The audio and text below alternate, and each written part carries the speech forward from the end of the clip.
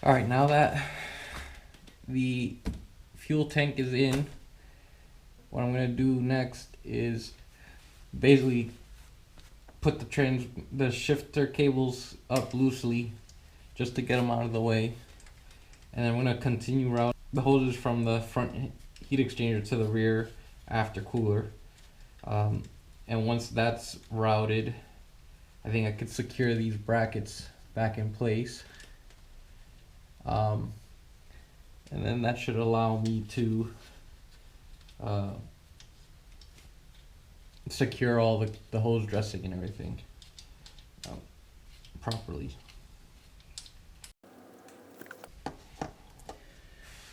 So this guy comes over like this.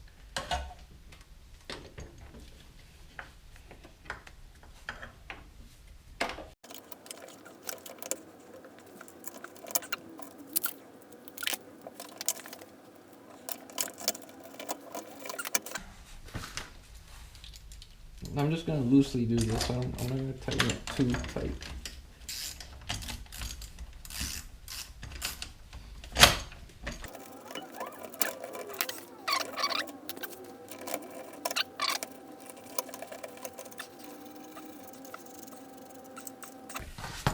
So this is in place. Now I can go further in under the car. Alright guys, so I think I figured out how I'm going to route this. I'm going to try to use these brackets at least on the the front side here to secure these hoses up away from this edge that I would think is I would consider like a sharp edge. And then I will try to transition into this gap across and maybe just secure it to these clamp brackets until it gets to the end and then put the cover on. So let's give that a shot. I'm gonna kind of show you what I did here, and I think it worked. So instead of having these tied together and hanging off this clamp for the big coolant line, what I did is I put two of the small tie wraps through the loop of that clamp, and then tied up each individual hose to the clamp. What that does is it pulls it up slightly more and basically prevents it from I guess drooping too much and basically getting kind of pinned between the cover and the hose. So I guess there's a nice little benefit. I know it's not really much, but it adds a little bit of a gap between the hoses to minimize heat transfer between the hose and the hot hose and the cold hose.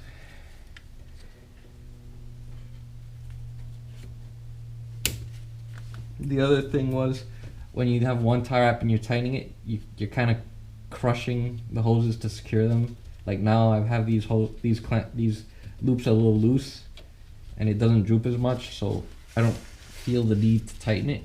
The other thing I'm thinking of doing is maybe putting some tie wraps through here in this section to protect it from this edge, and then that way it doesn't potentially get damaged or cut.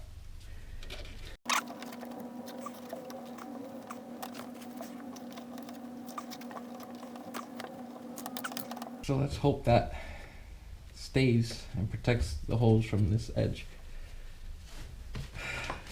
So now if I take this cover,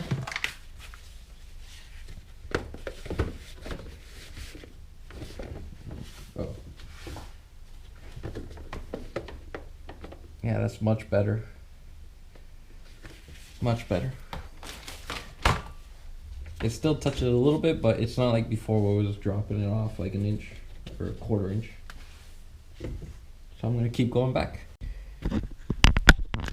Alright, so I kind of repositioned myself, kind of re-looked at it, and I saw that there's like a hanger for the shifter cables kind of buried up in here. which keeps it kind of away from both this pipe and this pipe, and it's like hanging directly in the middle if you like have these stacked up and dressed the way I have them. So I think what I'm gonna do is just secure it up, cut here, put the cover on, and then deal with this later when I'm putting the brackets on, because none of this is actually under the cover, because the cover's from here over. So let me do that.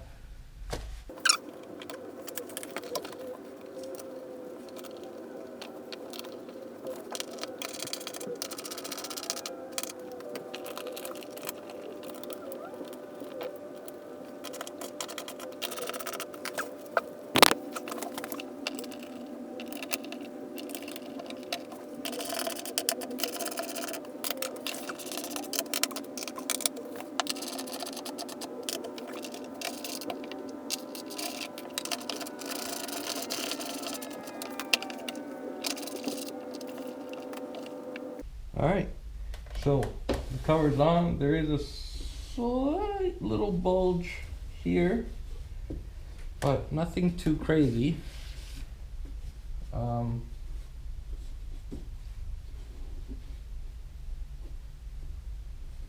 Honestly, I don't really know what other way to route it to get it to sit flush. It's not very well defined. But I mean, that's really the only path I could see, because it does get tight through that spot there. So then I have to work on securing these cables up.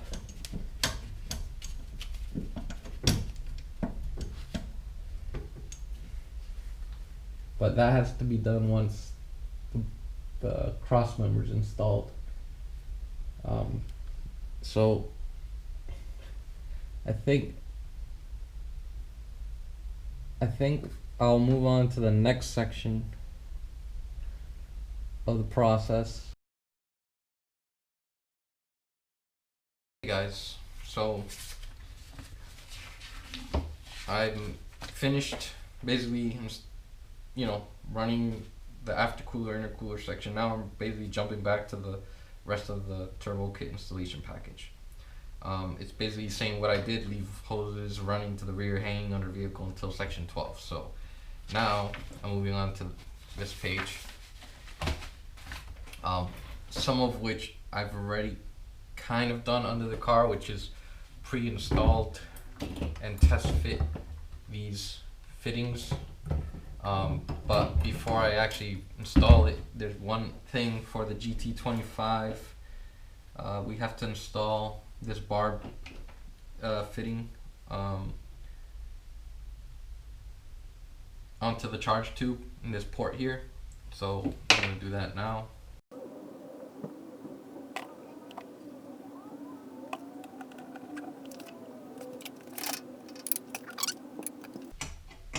Actually, a little more. Might be a size 13.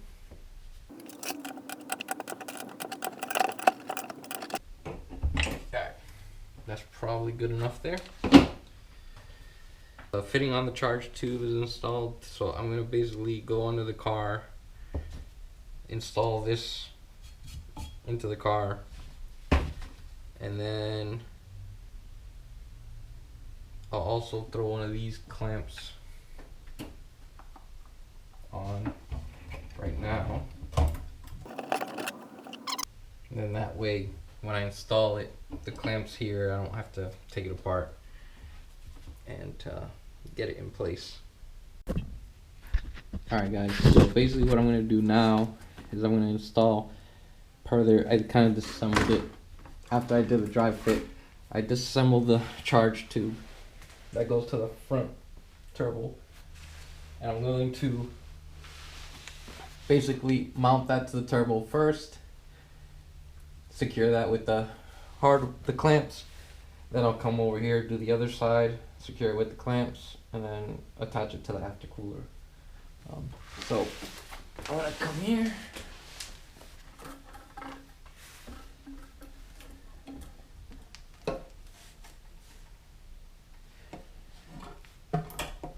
so basically that's how it sits there.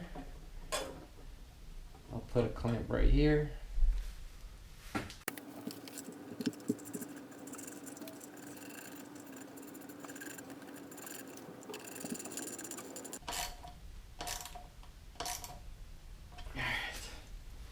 So that's in. Next.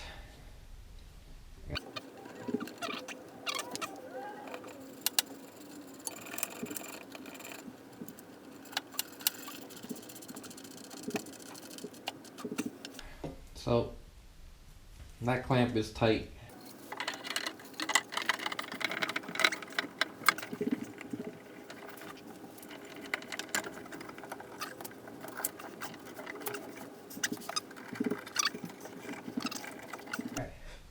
So I'm going to tighten these guys.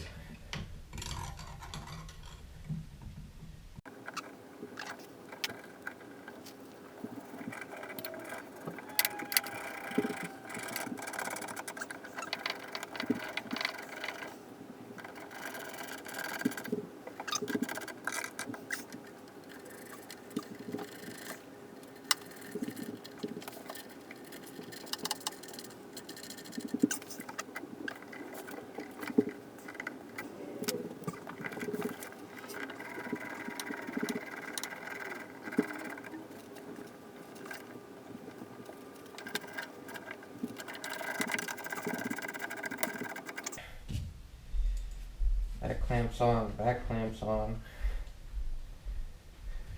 I need to pull this clamp back. Oh shit. Well, I didn't really show you what I was doing. Crap, I forgot to readjust the camera. So basically, installed this onto this white, basically pushed this onto the turbo, then installed it on this, and then basically did this connection over here afterwards. I apologize, I forgot to move the camera, but pretty straightforward what you're doing. I'm gonna pull this back so I can put another clamp in here, and then I think we're good to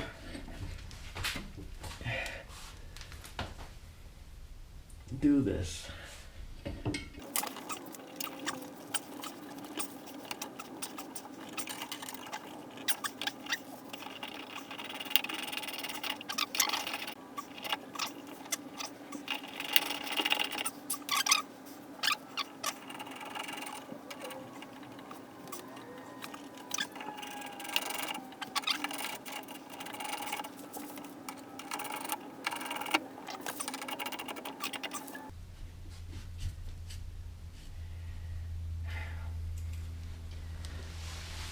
So, charge tube is in. Alright guys, so basically after reading the instructions some more, it looks like Science of Speed says if there's a step to install a plug, and that 3/8 NPT plug, if you're not going to use air intake temperature sensor. As of right now, I'm not. I guess I'm going to see afterwards if I really need it, but so with that said, I'm going to put a little bit of Honda Bond on the thread here, and then install this plug.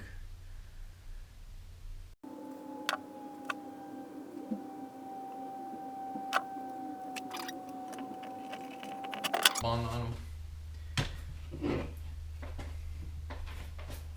And I'll just tighten this by hand, and then I think I'm ready to go on to the next step. Alright, so basically the next part is installing this charge tube in the wheel well. Basically something like this. So what I'm going to do is push this clamp onto this pipe first. Probably easier said than done. Alright, there you go. And then, I mean, I could just slide the clamps on over. Well, I'll put it with the hardware closer to us. That way, it probably doesn't really matter, to be honest. So that's in place.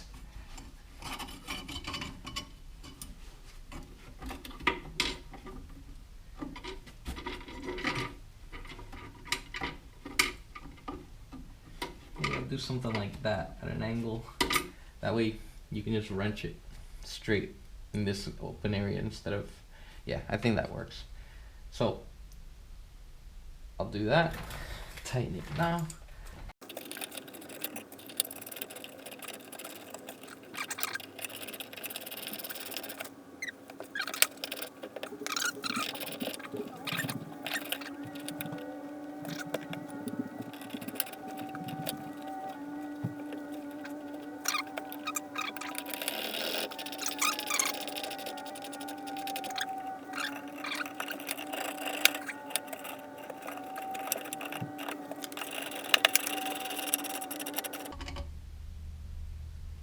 Okay, I think that's pretty tight.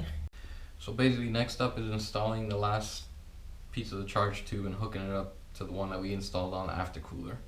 So they don't really say this directly, but I think it's kind of an understanding that you're gonna feed the tube through this pocket here.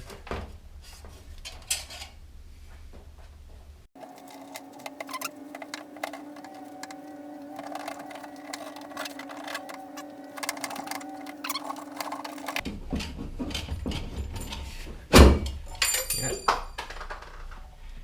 And I just dropped the clamp. This is just a clamp that goes on this hose here. I've been leaving it on there for this whole time. All right. So it can happen. Kind of interesting. You're basically kind of forcing it through this rubber thing, but it works. So with that said, it's not very tight, I guess,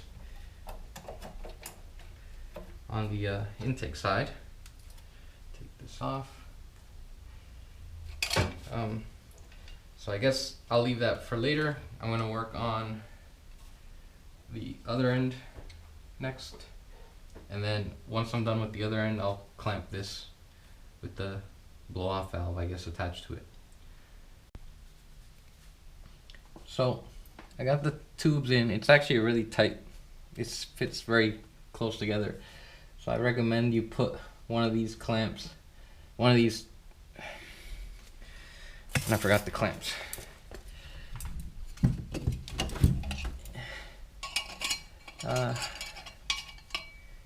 Probably want it facing down.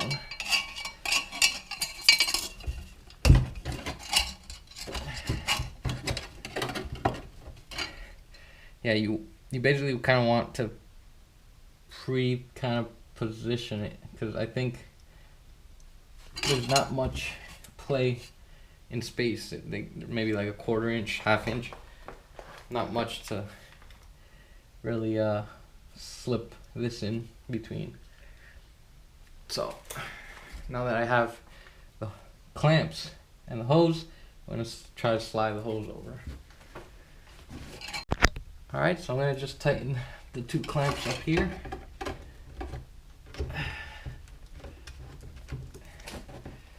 Seems like it's actually really close to the fender, but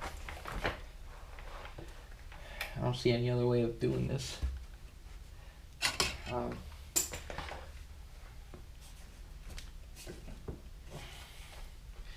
Yeah, up top's all the way in. So, I mean, that kind of helps. If you pull that end, it helps get it away from the fender. So if that's the case, I'm gonna tighten this. I gotta take my gloves off just to give me a better grip.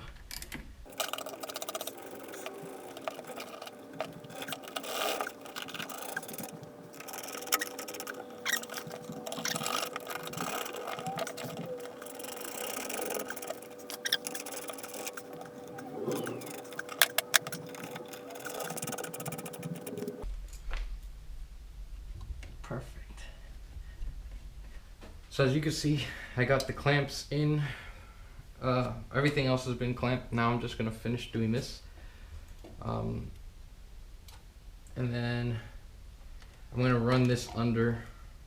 I don't think it really matters where it's going, but I'll just run it under and make it look cleaner.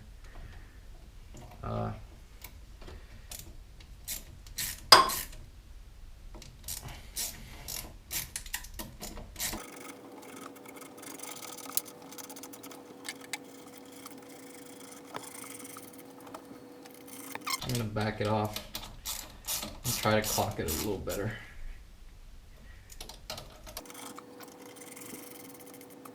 And then to make it look the same, I'm gonna loosen this guy.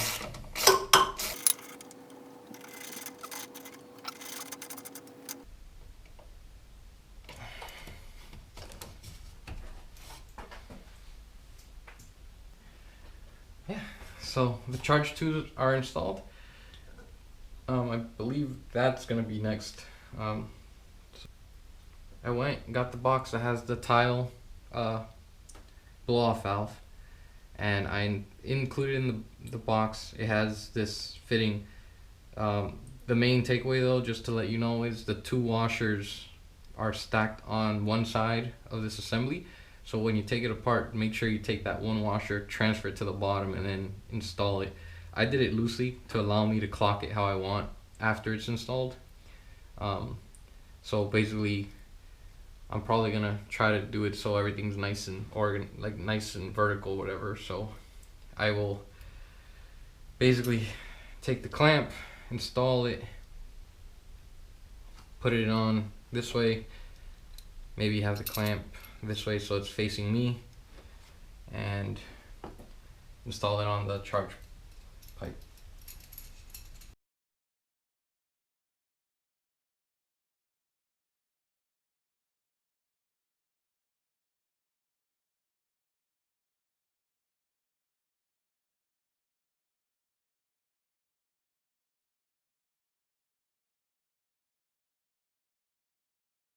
Alright, so my GoPro died again. Basically, I'm just trying to make do with what I have, because I'm probably going to get another type of camera later. But basically, I installed the 2 pins, and then I'll push this through until it meets there, and then I could tighten that. So I'm going to get a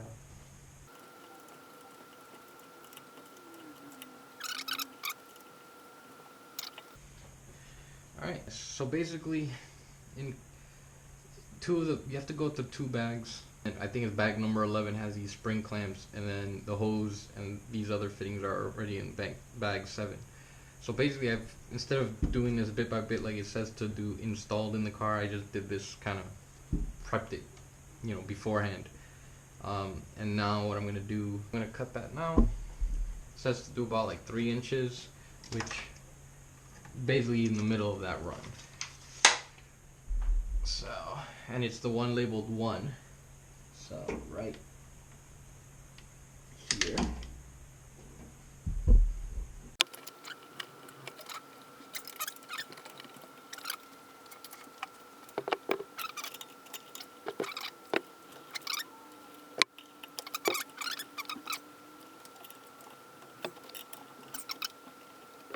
Yeah, so that completes doing the charge pipe, blow off valve, all that stuff.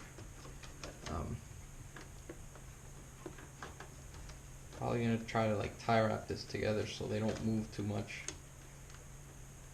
Normally this is sitting on the intake box, or the intake box.